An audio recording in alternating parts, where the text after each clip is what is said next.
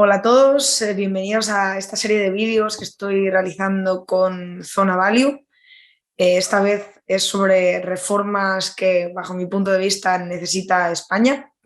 Empecé con la reforma de la administración pública, estuve hablando con Elisa de la Nuez, estuve hablando con Carlos Ramió y en el anterior vídeo estuve hablando con Guillem López Casanovas acerca de los problemas del sistema de pensiones español. Y hoy continuamos con el sistema de pensiones español con Domingo Soriano, que es licenciado en Derecho y Administración y Dirección de Empresas. Luego ha estado durante un tiempo trabajando en IBM y en un momento dado decide cambiar su vida, su carrera profesional y se embarca en el maravilloso mundo y difícil del periodismo. Ahora trabaja en Libre Mercado desde 2010 y además es socio del Instituto Juan de Mariana, al que yo sigo perteneciendo, pero he subdirigido hasta el mes de agosto. Muchísimas gracias, Domingo, por aceptar la entrevista. Hola, Irene, gracias. No, gracias a ti por pensar que lo que pueda decir yo tiene interés. Yo creo que sí, de hecho, hago dos entrevistas sobre cada tema porque creo que es interesante dedicar una primera parte a hablar de los problemas y luego una segunda parte a hablar de las soluciones, pero también porque muchas veces los puntos de vista de diferentes personas pueden ser complementarios, ¿no? Entonces, en ese sentido, hablando con Guillem, ¿no? él me transmitía la siguiente idea, que es lo primero que me gustaría preguntarte antes de empezar a hablar de las soluciones. Y él me decía, fíjate, no podemos hablar en un sistema de reparto de quiebra, no podemos hablar de un problema de solvencia, ¿no? Porque siempre se puede acudir a los presupuestos generales del Estado para mantener el sistema y punto pelota. Dice, sí podemos hablar de un problema estructural, de un problema de resortes, ¿no? de capacidad de adaptación a las nuevas dinámicas, pues a la inversión de la pirámide demográfica, a el paro juvenil, a este tipo de cuestiones. Entonces, me gustaría saber si tú también tienes haces el mismo análisis o tu análisis es totalmente distinto. No, en realidad ese sería un problema terminológico, pero que es muy importante, porque la mayoría de la gente no lo comprende. A ver, yo creo que es que no podemos hablar de sistema de pensiones. Creo que ese es el error. Si hablamos de sistema de pensiones como si la seguridad social fuera un ente al margen del Estado, que tiene sus ingresos por cotizaciones y sus gastos en prestaciones públicas, el sistema no solo es que vaya a quebrar, sino que ha quebrado y quiebra de forma constante. Lleva 25 años quebrando, yo lo digo, desde que yo empecé a trabajar hace ya casi 20 años, pues por lo menos ha quebrado 4 veces, porque lo que ha hecho ha sido cambiarme a mí las reglas del juego sin yo dar mi beneplácito, y ese cambio en las reglas del juego implicará que cobraré una pensión más baja en el futuro, con lo cual, si pensáramos en un sistema, si pensáramos en la seguridad social como una especie de ente autónomo que garantiza a los futuros pensionistas una serie de derechos en función de lo que hayan cotizado con unas reglas, pues ha quebrado y seguirá quebrando constantemente. Lo que pasa es que yo creo que ya hace mucho tiempo que llegué a la conclusión de que el sistema no es tal. Lo que hay son un ente que no es seguridad social, es Reino de España. Entonces, el Reino de España tiene una serie de ingresos, que la mayoría son ingresos impositivos, también tiene otros ingresos que no son impositivos, pues patrimonio, tasas, otro tipo de ingresos, pero la mayoría son impositivos. ¿Y cuáles son esos impuestos? Pues impuestos sobre la renta, impuestos sobre sociedades, etcétera. Y uno de esos impuestos se llama cotizaciones sociales. Y luego el Reino de España también tiene una serie de gastos, pues de sanidad, en educación, en reparar carreteras, y tiene una prestación a la que llama pensiones de jubilación. Entonces, no puede haber una quiebra porque el Reino de España, puede haber la quiebra del Reino de España, pero no sería sobre las pensiones, sino que sería que dejase de pagar su deuda a los acreedores o algo así, pero vamos, no sobre las pensiones. Imaginemos que el Reino de España mañana está en una situación complicada desde el punto de vista financiero y deja de pagar o no acomete ningún tipo de obra de fomento en carreteras, en ferroviaria o algo así. Nadie diría que está en quiebra, simplemente es como es que no hay dinero en la caja, pues no hacemos carretera. Y alguien dirá, no, pero es que las pensiones son una prestación. Bueno, pues imaginémonos que mañana el Reino de España está en dificultades financieras y decide no pagar, reducir la ayuda a la vivienda y entonces recorta las ayudas a la vivienda o establece límites de renta para los beneficiarios más altos o dice que en vez de dar 500.000 ayudas a la vivienda, si un año ha dado 500.000, al año siguiente va a dar 250.000. Tampoco hablaríamos de quiebra, simplemente diríamos, pues el Reino de España tiene un problema con sus cuentas públicas y está ajustando. Pues yo creo que desde un punto de vista real de eso que se llaman derechos a las pensiones o del sistema de la seguridad social, es mucho más realista planteárselo así. El Reino de España, cada año en los presupuestos, decide cuánto dinero puedo dedicar a pensiones, pone una cantidad y va tirando. Y hasta ahora ha podido pagar unas pensiones que están bastante bien. Si un día no tiene dinero, dejará de pagarlos, pero no es que quiebre, simplemente es que es una prestación a la que no le podrá dedicar todo el dinero que le estaba dedicando hasta el momento, que no tiene dinero. Pero el problema es pensar en un sistema. Y ahí, no, ese es el error. Entonces yo ahí sí que estoy, no sé si Guillem quería llegar hasta este punto de decir que no existe un sistema, que esto es la mentira, que es lo que yo digo, pero sin llegar a ese punto, yo creo que su reflexión iba un poco por ahí, no, dejemos de pensar que la seguridad social es un ente cerrado que solo puede pagar prestaciones en función de las cotizaciones. La seguridad social va a pagar prestaciones en función de lo que se recaude por cotizaciones y en función de todo lo que el Estado le transfiera, que ya es mucho dinero. A ver, para el presupuesto del año que viene son 40.000 millones de euros. Claro, y en ese sentido, entonces la siguiente pregunta es, ¿peligran de alguna forma la capacidad de pago de las pensiones futuras?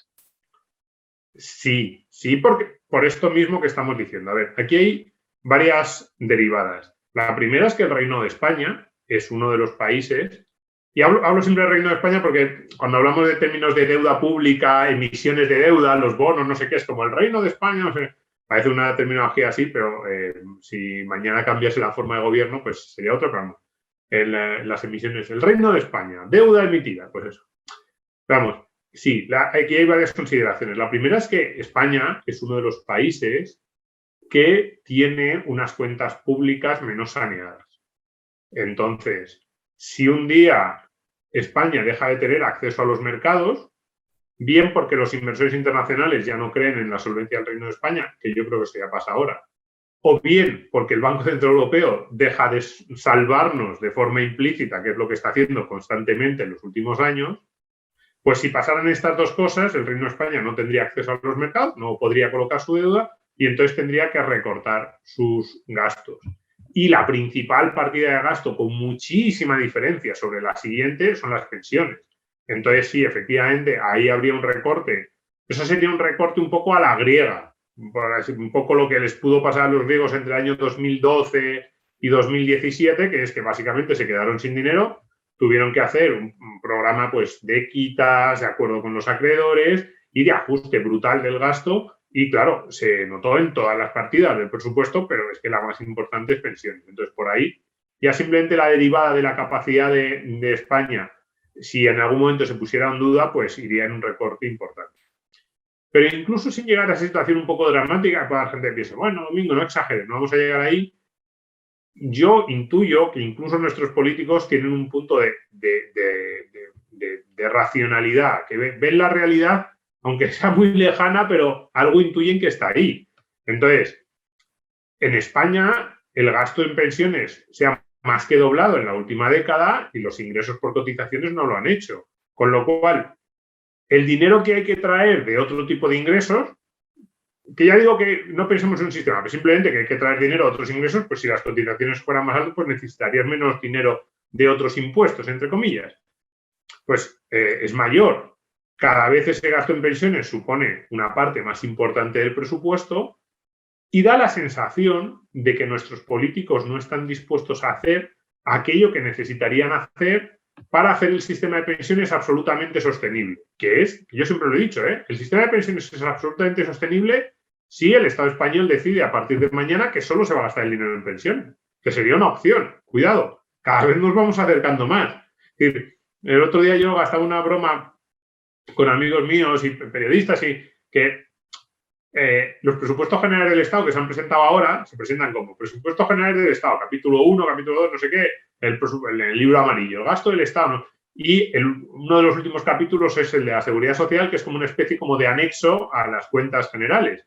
pero cada vez más es al revés, cada vez más es el presupuesto de la seguridad social y hay un anexo ahí pequeñito que es cierto que tiene como más líneas de gasto, porque la seguridad social solo tiene las pensiones o unas pocas prestaciones, y el presupuesto del Estado tiene el Ministerio de Defensa, el Ministerio de Justicia, todos los ministerios ahí, que son muchos, pero el montante final acaba siendo menor. Si le quitas lo que el Estado se gasta en deuda pública, en desempleo y lo que hace transferencias a las comunidades autónomas, casi ya la seguridad social está por encima de la suma del gasto ministerial. Pues, cuidado, del gasto ministerial no asociado a transferencias directas ya está en el triple casi. Entonces, por eso digo ¿por qué las pensiones va a haber que recortarlas? O por lo menos recortarlas en relación a los salarios, por lo menos la generosidad del sistema, que es importante, no tanto la prestación como en términos de comparación pensiones-salarios o pensiones con la riqueza del país. Pues va a haber que recortarlas, o bien porque el Estado español va a entrar en quiebra, y eso no es un escenario tan lejano, yo espero que no ocurra, pero podría ocurrir porque nuestras finanzas públicas están en el alambre, o bien porque aún no llegando a esa quiebra, los gobiernos saben que si no hacen algo para limitar el crecimiento del gasto en pensiones, llegará un momento en el que acabará suponiendo una proporción del gasto público inasumible o que implicaría unos recortes en otras partidas que desde un punto de vista político y social serían imposibles de explicar. Al final, todo el mundo, o sea, el gasto en pensiones tiene un componente político muy alto y es complicado de tocar porque sabemos que los pensionistas son una fuerza electoral muy poderosa, porque todos vamos a ser pensionistas y entonces todos queremos que nos aseguren nuestra pensión de futuro por muchas razones. Pero si de repente el gasto en pensiones hace inviable el gasto en educación o el gasto en sanidad u otro tipo de gastos, pues claro, habría que recortar. Si el gasto en pensiones te obliga a subir los impuestos 6, 7, 8, 10 puntos del PIB, pues vas a tener que recortar. Y un poco en esas estamos. Digamos que yo creo que incluso nuestros políticos saben que tienen que controlar el crecimiento del gasto en pensiones porque si no se puede ir a niveles pues, del 18, el 20, el 22% del PIB, que es inasumible. Un país no puede pagar 1 de cada 4 euros que genera al año o 1 de cada 5 si estamos en el 20% del PIB. Un país no puede pagar 1 de cada 5 euros que genera para sostener a una parte de su población improductiva, porque es que entonces la economía productiva no generaría suficiente como para pagarse a sí misma casi. Y entrando ahora al plano de las propuestas de mejora del no sistema, yo te iba a pedir hacer el siguiente ejercicio, no sé si quizás es demasiado ambicioso, pero porque claro, aquí podemos estar hablando de qué nos gustaría, ¿no? Cómo nos gustaría que se pagasen las pensiones en España. Pero a mí me gustaría que dividiésemos, ¿no? la posibilidad de reforma de las pensiones en España en 3 tipos de medidas, ¿no?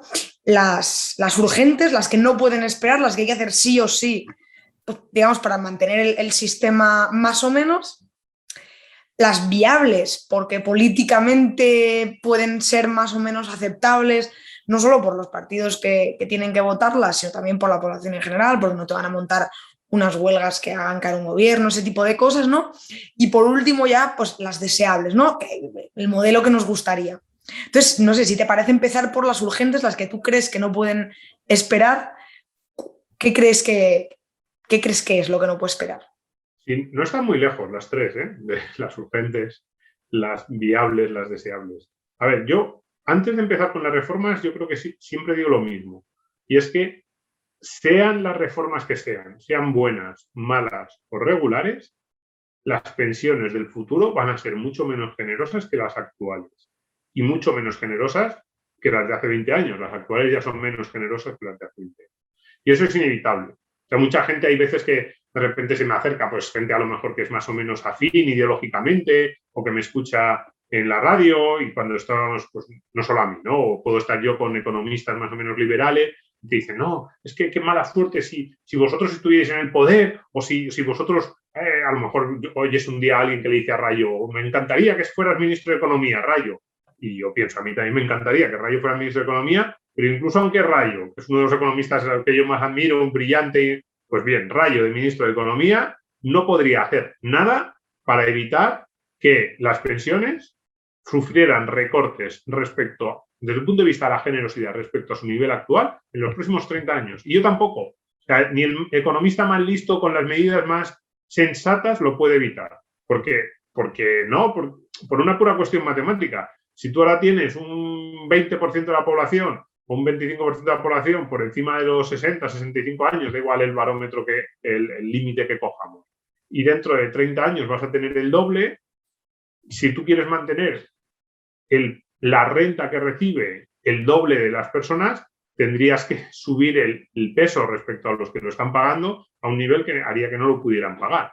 Entonces, da igual da igual no, luego hay medidas algo más sensatas y menos, pero que el recorte es inevitable, eso es así. El recorte en generosidad, en relación, lo más importante, hay que decirlo. Siempre que hablemos, yo, por lo menos cuando hablo yo, siempre que hablo de recortes, no hablo tanto de recortes en que las pensiones del futuro vayan a ser más bajas, que también podrían serlo, de hecho las de los griegos lo son, pero sin llegar a ese escenario muy dramático, el recorte del que yo hablo es recorte en tasa de sustitución, que es relación pensión con el salario, o si lo queremos medir, pensión media con el salario medio que se cobra en la economía. O sea, relación primera pensión que yo cobro con el último salario que he cobrado, o relación pensión media con el salario medio de la economía. Así es como se suele medir la tasa de sustitución, tasa de reemplazo. Bueno, pues en esos dos parámetros España es uno de los países más generosos de Europa. Y eso es lo que va a caer, hagamos las reformas que hagamos, las buenas, las malas o las regulares.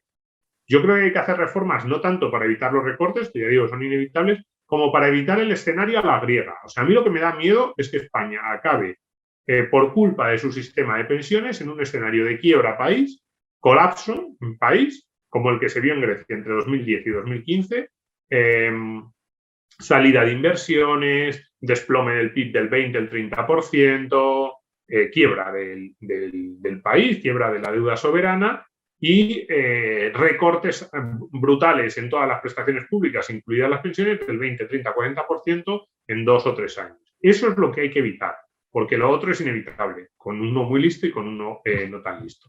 Entonces, me dices, reforma urgente. Yo creo que la primera reforma urgente, que parece que no es una reforma, pero es muy importante, es la de la información. Decirle esto a la gente.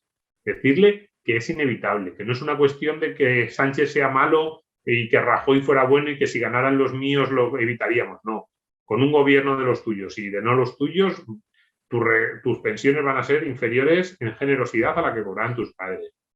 Mandar una carta esa carta a los trabajadores del futuro informándoles de su pensión, de cuál sería si se jubilaran ahora o con las condiciones actuales, e informándoles de cómo las posibles reformas que están en marcha les podrían afectar esa pensión y explicándoles que es inevitable que les afecte. Por supuesto, yo creo que habría que hacer la reforma. O sea, las reformas urgentes no tienen tanto que ver, fíjate, muchas veces con el sistema de pensiones como lo que hay alrededor. Mercado laboral. Si tuviéramos un mercado laboral funcional, esos recortes en pensiones que los habría, pues serían más suaves. La pendiente, en vez de ser así, sería así y la bajada sería más aceptable porque tendríamos más gente trabajando. Reforma en el gasto público. Claro, si en vez de tener un déficit estructural de 6 puntos, que no es solo por pensiones, pero aunque las pensiones ayuden mucho, si nosotros ajustáramos el resto de partidas del presupuesto, pues de nuevo lo que habría que hacer para pensiones, que habría que tirar hacia abajo una pendiente así descendente, sí, pero ya no sería así, sería más suave. Entonces son reformas que no tienen tanto que ver, pero todas ellas alrededor de la reforma de la información. Es decir, la gente no hay un sistema, la seguridad social no es verdad que se financie o que se pueda financiar solo con cotizaciones. Si nos llevamos de la seguridad social gastos, como se está planteando ahora desde el Pacto de Toledo, esos gastos impropios los va a pagar usted con impuestos exactamente igual, con lo cual es absurdo. No nos estamos ahorrando nada. La única forma de ahorrarse sería quitar partidas realmente del presupuesto y eso es doloroso. Este tipo de cuestiones que yo a los políticos les veo muy lejos de hacer, pero para mí sería lo más urgente, porque además no cuesta dinero y haría que el ciudadano medio fuera consciente de la realidad que se enfrenta. Y luego también una segunda reforma relativamente urgente y no dolorosa sería una reforma que incentivase el ahorro, que permitiese que todos tuviésemos una bolsa de ahorro individualizada, con incentivos fiscales. Eso no debería costarle tanto al Estado y generaría una sociedad de propietarios, como ese informe de Juan de Mariana que a mí tanto me gusta, que ya tiene muchos años, pero es buenísimo, una sociedad de propietarios, de familias más libres, que mirarían su futuro con menos urgencia y menos ansiedad, porque claro, si el 95% o el 100% de tu vida como jubilado depende de la pensión pública, estás muy agobiado. solo es el 50%, pero el otro 50% vienen de tus rentas y de tu patrimonio, pues el agobio es menor por el hecho de que te baje un poco la pensión. Y eso se podría incentivar desde ya, pues eso, con una reforma que no penalizase y que no castigase el ahorro. En ese sentido, tú tienes participaste en este informe que se realizó el año pasado desde el Juan de Mariana, fuiste uno de los coautores, y ahí proponíais una cosa que va en línea de lo que tú estabas comentando y que yo creo que resultó bastante interesante, que fue lo de la SICAV para todos, ¿no? Que yo creo que va en esa línea del ahorro y demás. No sé si quizá la puedes desarrollar un pelín más para que la gente sepa de qué va la historia. Sí, a ver, en realidad no estamos por eso decía que no estamos tan lejos, porque la fiscalidad, no solo la fiscalidad, la normativa, la regulación sobre el ahorro colectivo en España es bastante buena. Con otras cosas que hacemos muy mal y sin embargo eso está bastante bien. Con los fondos de pensiones, por ejemplo, perdón, con los fondos de pensiones no, con los fondos de inversión. Aquellos de los que nos estén viendo que tengan fondos de inversión saben que una vez que tú metes el dinero en un fondo de inversión, las ganancias que tiene ese fondo de inversión no tributan hasta que tú sacas el dinero. Y no solo eso, sino que tú puedes mover el dinero entre diferentes fondos de inversión, pues a lo mejor lo tienes en el banco, que sea, en el Banco Santander, y de repente te gusta más un fondo que ha sacado el BBVA, das una orden de traspaso y el hecho de que hayas traspasado el fondo no tributa porque se entiende que forma parte de otro fondo de una naturaleza similar. Y eso está muy bien. Eso está muy bien, lo único que es cierto que no está asociado al ahorro a largo plazo. Luego la SICAV. La SICAV es algo muy parecido desde el punto de vista del funcionamiento a esto que estábamos describiendo de los fondos de inversión, solo que tiene la particularidad de que la SICAV es un instrumento en el que tú puedes meter otro tipo de activos que no son solo fondos de inversión, puedes meter todo tipo de activos y mientras los dueños de la SICAV no lo saquen de ahí, no tributan por las ganancias, porque además son ganancias que no se han realizado, simplemente, oye, que tú tenías unos activos, tenías 5 o 6 tipos de activos, los has metido en la SICAV. Oye, tú ahora sabes que el precio de esos activos en el mercado ha subido, pero tú todavía no los has vendido, con lo cual el legislador en España, que luego, ha ido cambiando la regulación, pero digamos la regulación original de la SICAV y de la que siempre hemos hablado y por eso llamábamos SICAV para todos a esto, ¿no? La regulación original de la SICAV lo decía es, mientras tú no vayas a por esos activos, no los toques, no se te penaliza. Y tú puedes mover esos activos, a lo mejor de repente te interesa vender uno y comprar otro, siempre que no lo saques del instrumento SICAV, no tributas. Pues un poco lo que nosotros veníamos a plantear en esa propuesta es, oiga, hágale usted una bolsa de ahorro igual a todos los españoles, que cada español cuando cumpla 18 años tenga en la entidad que él quiera una bolsa de ahorro, pues que se llame Irune Ariño para pensiones, Irune Ariño PP, de plan de pensiones. Y ahí tú lo tienes.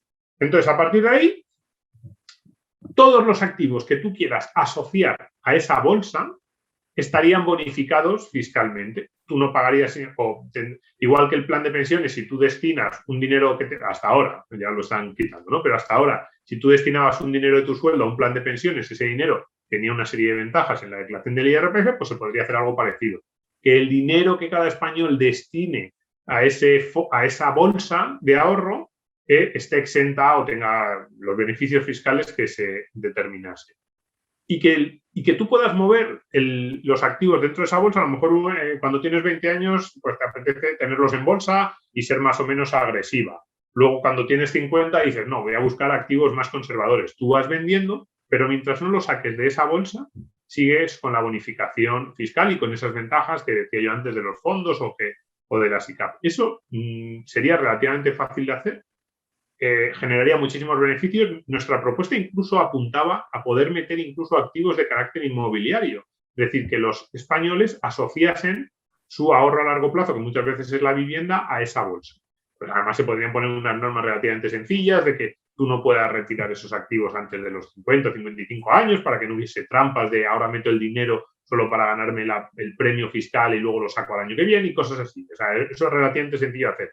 Pero incentivarías mucho el ahorro a largo plazo, el coste para el Estado sería bastante bajo y tú generarías una sociedad de pequeños propietarios. Nosotros incluso proponíamos que el Estado abra la cuenta entregándole 1.000 euros a cada español con 18 años, mucho más útiles que los 400 euros estos del bono cultural que quieren dar, pues por no tanto más, el bono cultural decían el otro día que a lo mejor eran 200, 250 millones, pues por 500 euros tú empezarías a tener una sociedad de pequeños propietarios mucho más conscientes del ahorro a largo plazo, incentivados a hacerlo.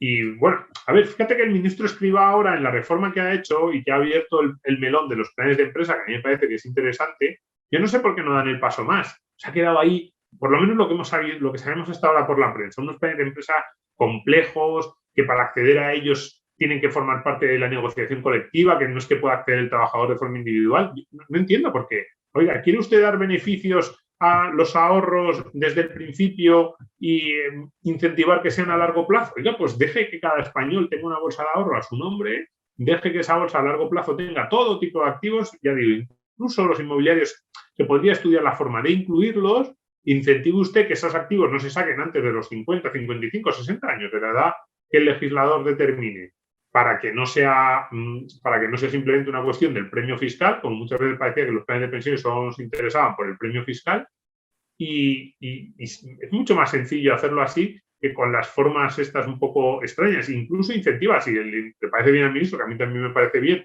que las empresas aporten, digamos, contribuyan. Si el trabajador pone 5 de su sueldo, que la empresa ponga otros 5, otros 4, como se hace en Reino Unido, se hace en otros muchos países de la Unión Europea, pues incentiva que el dinero que la empresa destina al trabajador y que no vaya a la cuenta corriente del trabajador, sino que vaya a esa bolsa que decíamos antes y personalizada, pues que ese dinero tenga algún tipo de bonificación para la empresa. Me parecería mucho más limpio, mucho más sano y, bueno, y los beneficios a medio y largo plazo, eso que es casi lo más interesante, es que yo creo que no nos los podemos ni imaginar, pero no son beneficios solo individuales. Al final esas bolsas de ahorro, de inversión, acabarían en los mercados financieros financiando a las empresas españolas.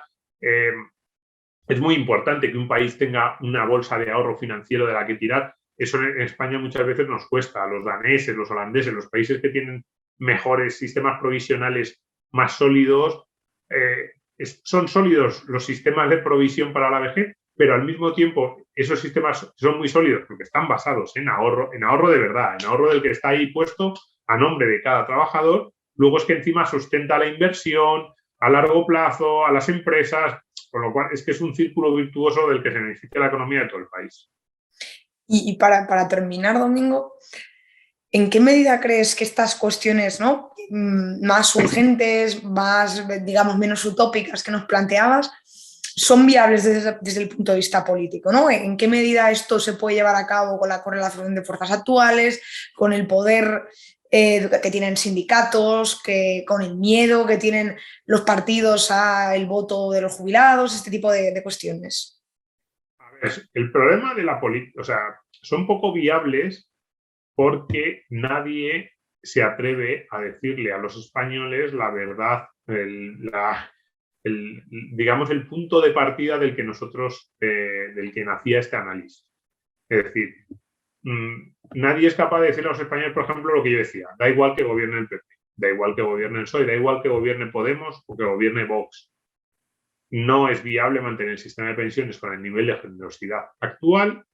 Vamos a tener que hacer recortes en esa generosidad en los próximos 20 o 30 años. Ese es el mensaje que, o sea, si los partidos políticos fueran, iba a decir coherentes, no sé, los responsables que dicen que son, cuando fundaron el Pacto de Toledo, que decían que era un pacto para sacar las pensiones del debate público, y no hay ningún tema más politizado que las pensiones, o sea, no hay ninguna mentira más grande que el Pacto de Toledo iba a servir para sacar esto del debate. Pues si el Pacto de Toledo sirviera para algo, sería para explicarle esto a los españoles.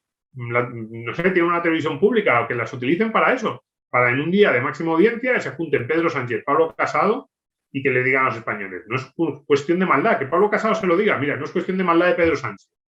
Hay que hacer una reforma de las pensiones, no porque él sea malo, no porque Nadia Calviño sea una ministra de Economía inútil, no porque Yolanda Díaz sea una ministra de Trabajo incapaz. Yo puedo no estar de acuerdo con Yolanda Díaz, pero es que ya digo, incluso aunque fuera una buena ministra de Trabajo, habría que hacer recortes en las pensiones. Esto es lo que le deberían explicar.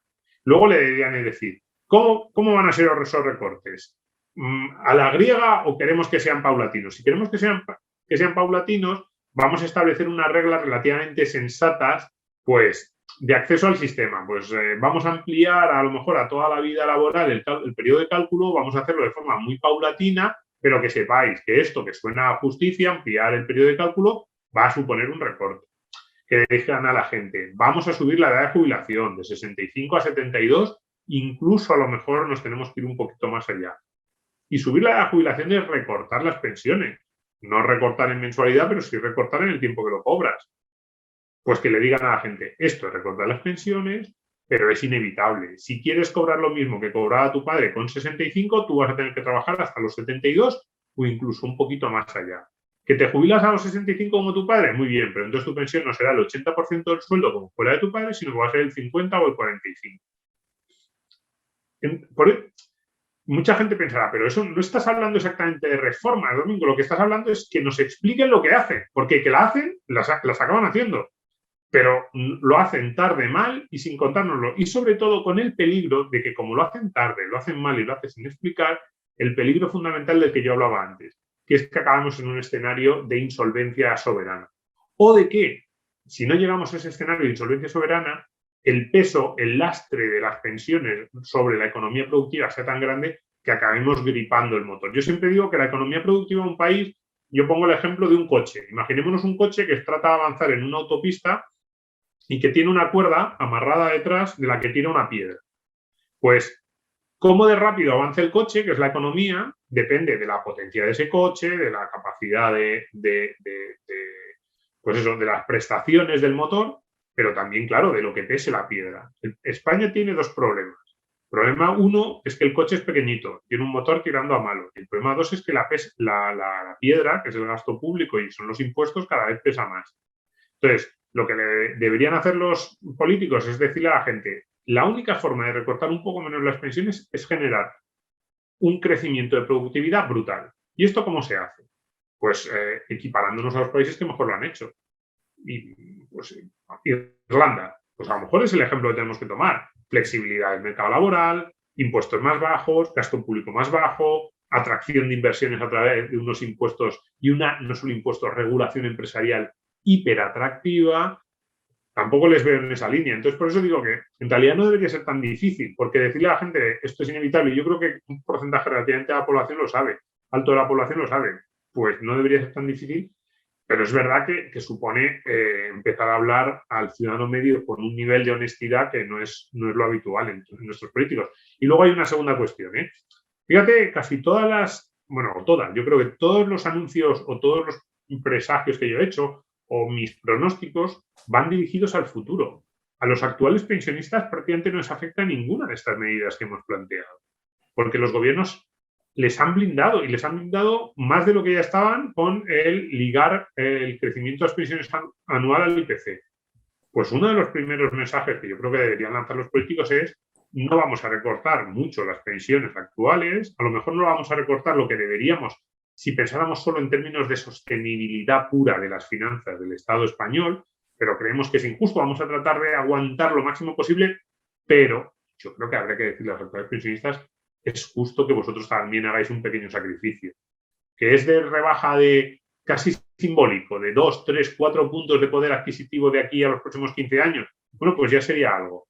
Eso también lanzaría un mensaje de, oye, vamos a construir un país hacia el futuro en el que los jóvenes van a tener pensiones menos generosas que sus padres, en los que eso es inevitable por cuestiones demográficas y por todo, por estructura social, pero vamos, fundamentalmente por una cuestión demográfica, pero en el que los actuales pensionistas también soportan una parte del coste. Y bueno, yo creo que cualquiera de estas cosas que estoy diciendo es impensable ver a los políticos españoles decirle a la gente es inevitable, las nuevas reglas que vamos a aprobar en el sistema son perjudiciales, subir la edad de jubilación es un recorte, el sistema en realidad no existe, no hay unas cotizaciones que paguen prestaciones, sino que es el Reino de España en conjunto el que tiene que ser cada vez más solvente, deberían contribuir también los actuales pensionistas. Bueno, yo creo que cualquier político dice estos mensajes y directamente colapsa. Pero cuidado, esto es importante, iba a decir colapsa en las encuestas.